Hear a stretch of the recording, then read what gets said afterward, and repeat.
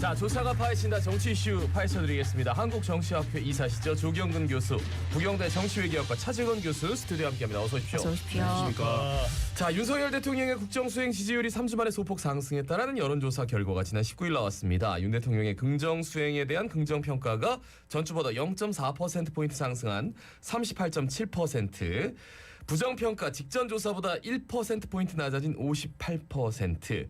요거 잠깐만 또 개요를 말씀을 드려야 됩니다. 저희가 개요 안 말씀드린다고 한 소리 들었어요. 예. 리얼미터가 미디어 트리뷴 1회로 지난 10일에서 16일 닷새간 전국 18세 이상 유권자 2,510명을 대상으로 조사한 결과 이번 조사 표본 오차 95% 신뢰 수준의 플러스 마이너스 2.0%, 무선 97, 유선 3% 방식, 응답률은 3.1%. 자세한 사항은 중앙선거 여론조사 심의위원회 누리집을 참조하시기 바랍니다. 자, 어떻게 보셨습니까?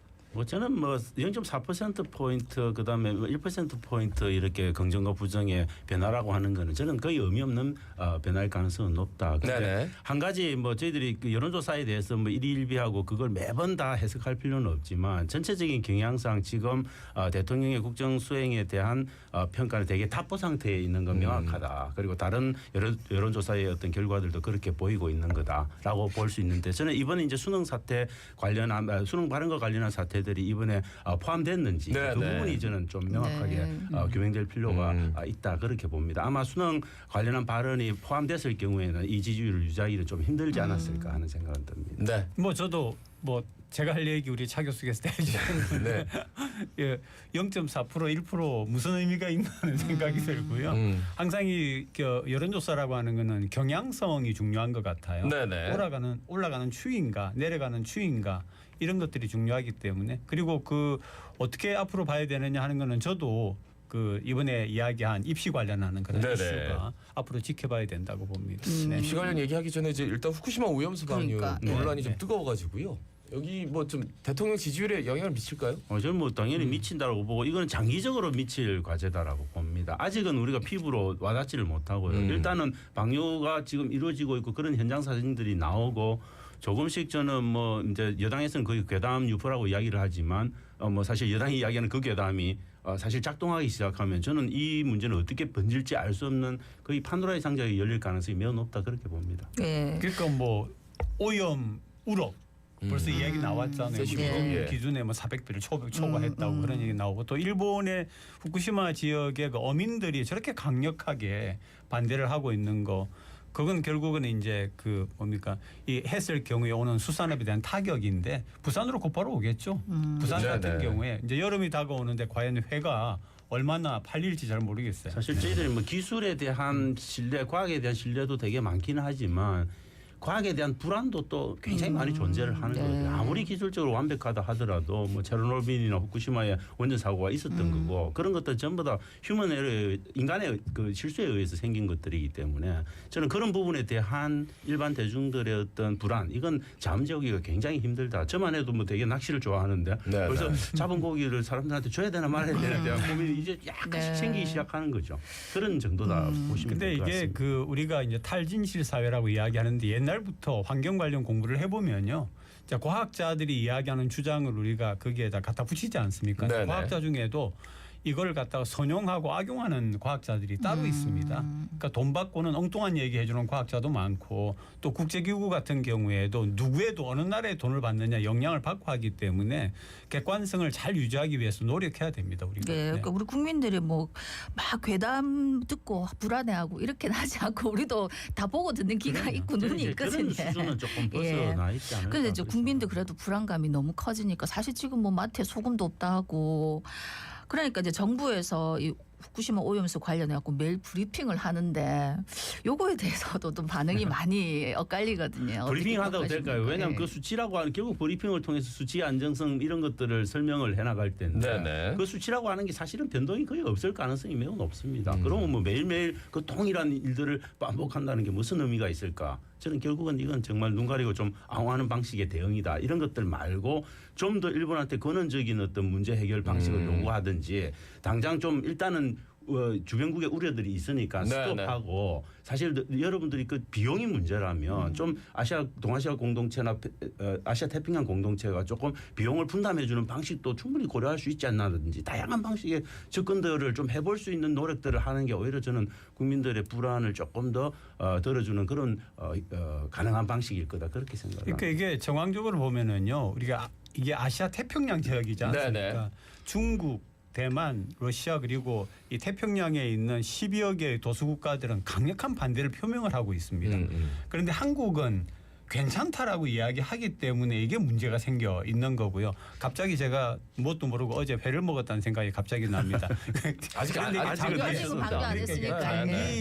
장기적으로 봐야 된다는 거죠. 네. 그러니까 이게 뭐 오늘 내일 어떤 일이 있는 게 아니라 우리가 이제 오염수가 방류되어서 나오는 거는 방사능을 가지고 있는 물질이 우리 몸에 장기간 축적되는 게 문제라고 하는 거죠. 네네. 우리가 지금 와가지고는 뭡니까 그 알루미늄 플라스틱 같은 경우도 이야기를 하지 않습니까? 플라스틱이 지금 태평양에 절해가지고 이게 장기적으로 몸에 축적되면 굉장히 해로울 거다라고 하는데 하물며 방사능이 있는 오염수 같은 경우에는 어떻게 했느냐는 생각입니다. 국민들을 저는 안심시키려면 일본을 어떻게 통제할 건가에 대한 명확한 정부 나름의 방침을 제시를 해야 되는 거죠. 그러니까 매뉴얼 같은 거. 그게 없으면 저는 뭐 이렇게 되면 좀 잠근다, 그만한다. 뭐 그런 방류는 것들이 있어야 시작하지만 되는 거죠. 그렇죠. 국제사회 통제가 이렇게 될 것이다. 이렇게 해서 좀 감시 체제 같은 것들을 그러니까 방류를 막을 수는 없다면 그런 것들을 좀 국제적으로 좀 합의를 해나가는 과정. 여기에 대해서 뭐 지적을 해주고 그 윤 대통령 지금 수능 킬러 문항 이 배제된 거 가지고 지금 이거 참 2024학년도 수능 5개월 앞두고 대통령이 이런 발언을 한 건 처음인 것 같아가지고요. 있을 수 없는 이야기죠. 사실 뭐 이 교육부 국장급도 이런 이야기는 해서는 안 되는 부분이죠. 대단히 정말 위험한 발언들이죠. 왜냐하면 이 학부모들 진짜 그거 하나에 목숨을 걸고 왔다 갔다 하는 문제인데 그걸 5개월 앞두고 바꿨다. 어떤 방식으로 앞으로 정부가 대책을 세우든 저는 이 문제는 결코 바로잡을 수 있는 문제가 아니고 이미 던져진 그냥 시위를 떠난 화살이다. 그렇게 보면 되는 겁니다. 그러니까 한마디로 말해서 저는 윤 대통령이 국내에서 정말 큰 볼일을 보고 그냥 본인은 편하게 떠나셨어요. 네네. 저는 이제 150일 앞두고 했다라고 하는 건 이미 지적이 된 사항이고요. 저는 근본적으로 교육이라고 하는 거는 교육을 책임지고 있는 각 대학들의 자율성이 맡겨야 된다라고 생각을 하거든요. 선발권도 마찬가지고 물론 객관적인 잣대를 가지고 있는 어떤 그 기준치는 있어야 되지만 플러스 해가지고 각 대학들이 우리가 원하고 우리가 길러내겠다라고 하는 학생에 맞는 그런 것들이 있어야 되는데 모든 것들 이제 일부 우려는 있죠.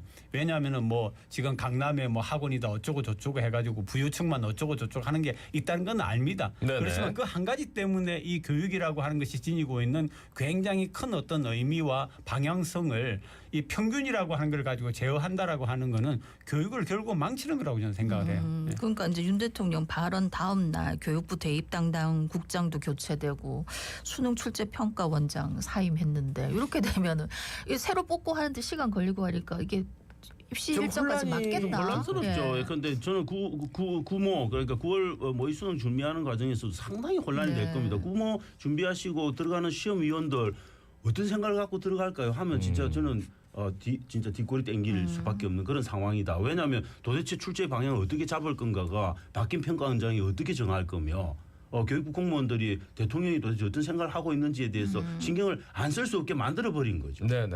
이건 정말 객관적이고 중립적이어야 되는 위치에 있는 분이 정말 해서는 안 되는 이야기를 한 케이스다 그렇게 봅니다. 그래서 그런데 이제 지금 나오는 얘기는 이제 후속 조치들이 대통령실에서 강력한 이권 카르텔을 증거로 경지를 예의주시할 필요가 있다. 뭐 이렇게 그러니까 사교육과의 그 카르텔을 어쨌든 깨겠다. 뭐 이런 얘기까지 나오고요. 그리고 초고난도 문제, 이른바 킬러 문항과 관련해서 약자인 아이들을 가지고 장난치는 거다. 윤석열 대통령이 이렇게 비판한 것으로 알려졌는데, 근데 문제는 킬러 문항이 없어지면 변별력의 문제가 생기는데 그러면 다른 게 좀 어려워지지 않을까 뭐 이런 걱정도 하시는 분들도 있고. 그래서 오히려 사교육이 더 조장될 가능성도 뭐 이렇게 예측하는 분들도 많고요. 사교육 없애기가 굉장히 어렵습니다. 또 심지어 어떤 교육부 당국자나 아니면 어떤 정치인들은 사교육도 망해간다고 어떤 정부 조치가 나오면 사교육 망해간다고 또 우려를 내는 목소리도 있고 그러니까 이게 마치 우리 부동산 문제를 우리가 이렇게 할 수도 없고 저렇게 할 수도 없듯이 저는 사교육 문제는 그런 거다. 결국은 이건 우리 학부모들 속에 존재하는 교육에 대한 열정 이런 것들이 표현되는 한 방식이기 때문에 그런 것들을 구조적으로 접근해야지 이렇게 킬러 문항 없앤다고 이렇게 핀셋 교정을 통해서 없어질까 저는 그렇게 보는 건 정말 정책을 몰라도 너무 모르시는 분이 지금 대통령 자리에 앉아 계신다. 그렇게 밖에 생각할 수 없다. 네, 이제 뭐 다른 분들이 들으면 우습게 들으실 수도 있지만 교육에 40년간 있지 않았습니까? 하면서 네. 생각하는 거는 항상 뭐냐면 자율성을 아까 제가 이야기했지만은 어떤 교육부라고 하는 교육을 주관하거나 통제하는 기관이 있어가지고 어떤 잣대를 갖다 대기 시작하면은 탁월성이라고 하는 게 나올 수가 없습니다. 평균적으로 생산되는 거죠. 교육의 어떤 피대상자들이. 네네. 그래서 근데 이분 같은 경우는 더 그런 거죠. 이를테면은 교육을 받더라도 수학 같은 경우에 이것저것 배워가지고 얼마든지 개인적으로 더 개발해 나가고 그 분야를 갖다 할 수 있는 그런 가능성은 없애버린다라고 하는 얘기 아닙니까? 그러니까 교육이라고 하는 거는 이 제품 생산하는 거하고는 다른 차원으로 생각을 해야 된다는 거예요. 그러니까 이제 사교육에 대해서 고민을 하는 부분은 알겠는데 또 약간 좀 이율배반적인 게 자사고 외국어고 국제고는 존치하겠다. 이게 그 정책 안에 예. 정책의 지향이 서로 다른 두 개가 네. 충돌하고 있는데 그게 충돌하는지도 모른다는 게 더 문제라는 거죠. 이게 지향이 서로 다른 거여서 네네. 이 말하면 저 말이 이율배반적이다. 이 사실을 모르고 지금 계속 딴소리들을 하고 계시니까 이건 저는 대통령의 문제도 있고 여당 그걸 제대로 이렇게 또 보고 견제 못하는 여당의 문제도 있고 또 저는 교육부 공무원들의 어떤 복지부동 눈치 보기 이런 문제들이 종합적으로 어우러져서 이런 지금 참사들이 일어나고 있는 거다. 네네. 교육부는 저는 어떤 기준을 제시해 가지고 통제하고 이끌어 가려고 생각하지 말고 대학에 또는 대학 입시의 자율성을 주고 네네. 대신에 감사 기능을 늘려야 된다고 생각을 합니다. 그런데 이제 감사하고 이게 귀찮거든요. 앉아가지고 한마디 하고서 그냥 되는 거 보고만 하면 되는데 그래서 교육부 자체의 쇄신이 필요한데 그게 참 어렵더라고요. 예. 어쨌든 좀 교육 현장에서 분명히 이제 수능 끝나고도 이 말 나올 것 같아요. 네. 11월까지 이 이슈는 계속 갈 것 같아서. 국회가 20일부터 정치개혁특별위원회 정개특위죠. 재가동해서 선거구 제도 개편 이건 뭐 늘 나오는 얘기입니다만 근데 중대선거구 이제 물 건너 간 것 같아가지고요. 어떻게 보세요? 저는 굉장히 물 건너간 상태인데 아직은 그래도 완전히 숨이 끊어진 상태는 아니다. 예. 여전히 왜냐하면 총선을 앞두고 지금 총선에 한 10개월 남았습니까? 이 앞두고 되게 정치 세력의 이합 집산들이 막 나타나고 있으니까 이런 것들 속에서 중대선거구제가 오히려 나한테 도움이 되는 거 아니야라고 하는 생각들이 확산될 가능성은 좀 있습니다. 그래서 예. 저는 만약에 대통령이 다시 한 번 더 이런 것들에 대한 화두를 제기하거나 아니면 국회에서 그런 부분에 대한 일정한 수용의 의사들이 비춰지면 굉장히 확산될 가능성도 저는 위험은 있다. 그런데 아직은 제 개인적인 입장에서는 우리나라는 아직은 중대선거구제를 받아들일 마음의 준비, 제도적 준비가 덜 된 상태다. 그래서 저는 이번 총선에서는 이런 급격한 제도적 변화를 하는 것들이 좀 가능할까? 저는 기본적으로 불가능하고 그렇게 돼서는 안 되는 부분이 있다. 그렇게 또 한 가지 말씀드리고 이제 싶습니다. 여당 대표가 10% 그죠? 네, 네. 국회의원 10% 감축. 예, 감축을 이야기했는데 저는 뭐 그냥 그 어떤 선거 전략에 사는 얘기라고 생각을 합니다. 그리고 뭐 굳이 속마음이 있다라고 하면은 수도권 자체가 문제가 있기 때문에 수도권 내 어떤 의석을 줄인다든지 그런 거 생각할 수 있지만 현재로서는 선거제도에 그게 의석이건 아니면 방법이건 뭐 중대건 간에 저는 어렵지 않나 생각을 하고 여야에서 나오는 얘기들은 뭐 4월 총선을 앞두고 나오는 어떤 그런 전략적인 말들이다. 뭔가 정개특위 우리가 개혁하는 걸 보여줘야 된다라는 네, 어떤 네, 압박감도 네, 있을 거예요. 저는 김기현 대표가 그렇게 이야기한 거는 저는 진짜 저는 정치적 포퓰리즘이다 그렇게 봅니다. 기본적으로 국회에 대한 혐오감, 국민적 혐오감을 활용해 가지고 자기들이 빠져나갈 저는 지금 덫을 마련해 놓은 거죠. 이 덫에 네. 걸리면 저는 야당도 어떻게 빠져나가기 어려운 거죠. 그럼 네. 결국은 어떤 선거제도 개혁 자체를 좌초시킬 수 있는 굉장히 중요한 한 수를 두놓고 지금 작업을 시작한 거다 그렇게 봅니다. 예. 네. 그리고 이제 민주당 혁신기구가 공식 출범을 했는데 김은경 민주당 혁신위원장이 특히 이제 총선 공천에서 현역 기득권 다 파겠다 이런 얘기도 하고 뭐 뼈를 깎고 살을 발라내는 그런 개혁을 하겠다 무시무시한 말까지 하던데 뭐 어떻게 항상 듣던 보십니까? 얘기인데. 예. 항상 듣던 얘기다. 네. 예. 그러니까 본인은 지금 뭐 어마어마한 의지를 다지고 있는 것 같아요. 예, 표현을 보면. 네. 근데 어떻게 보셨습니까? 그렇지만 저는 뭐 혁신이 김은경 이제 위원장이 갖고 있는 정치적 중량감, 그다음에 어떤 대중적 인지도 뭐 이런 것들을 볼 때 혁신위가 혁신의 수준을 저는 그대로 좀 드러내는 거다 그렇게 봅니다. 본인이 아무리 그런 말들을 하고 또 앞으로 혁신위는 당연히 스포트라이트를 받긴 하겠지만 저는 지금 현재 민주당 분위기 안에서 그런 것들을 이끌어내는 거는 좀 저는 진짜 좀 연목구다. 뭐 그렇게 볼 수밖에 없지 않을까 싶습니다. 왜냐하면 뭐 지금 사실은 이재명 대표가 던진 그런 불체포 특권 포기선언 뭐 이런 것들을 포함해서 다양한 종류의 이 모든 것들을 해나가기 위해서는 네네. 내부적인 결속이 사실 먼저 전제가 돼야 되는데 내부적인 결속이 지금 있는 상태라고 보기는 굉장히 어렵죠. 그렇기 때문에 저는 어떤 혁신도 아마 혁신이 내부에서의 논의는 충분히 될 수 있지만 그것들이 의원총회라든지 이런 데 나왔을 때 저는 가결되고 선언될 가능성 이런 것들은 상당히 적은 상태다. 그래서 혁신의 명백한 한계는 존재할 거다. 분명히 대통령 지지율이 그 뭐 이렇게 박스권에서 많이 올라가질 못하는데 그게 이제 야당 지지율로 가느냐 그거는 또 아닌 것 같아서 그렇죠.